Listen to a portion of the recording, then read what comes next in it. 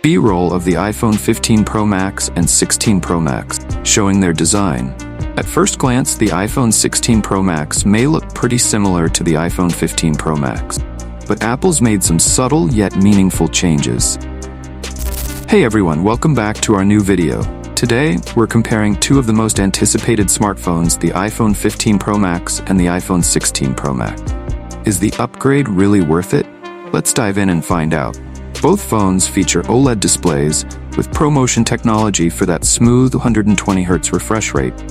But Apple claims the iPhone 16 Pro Max's display is even brighter, especially under direct sunlight, thanks to improved HDR and brightness levels. The iPhone 16 Pro Max has a slightly slimmer profile and even smaller bezels, making the screen-to-body ratio higher. The materials remain premium, but Apple has introduced a new color option this year, Midnight Blue. If you're into fresh color choices, this one's for you. So if you use your phone outdoors a lot, you'll notice a real difference here. The iPhone 15 Pro Max comes with the A16 Bionic chip, already a powerhouse. But the iPhone 16 Pro Max steps it up with the new A17 Bionic chip, which promises 20% faster processing speeds and improved efficiency. If you're a gamer or you use heavy apps, the iPhone 16 Pro Max will give you that extra boost of speed and smoother performance. Apple's camera game continues to improve. The iPhone 15 Pro Max already has a fantastic 48-megapixel primary sensor, but the iPhone 16 Pro Max introduces some major upgrades.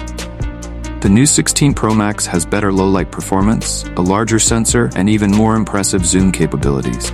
There's also a brand new feature called AI Scene Enhancer, which adjusts settings in real time based on the environment. That perfect shot every time. Battery life is always a big deal.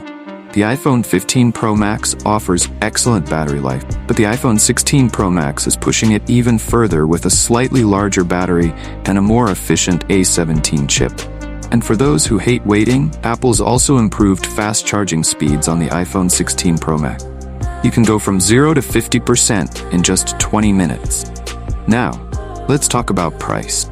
The iPhone 16 Pro Max is around $100 more expensive than the 15 Pro Max at launch.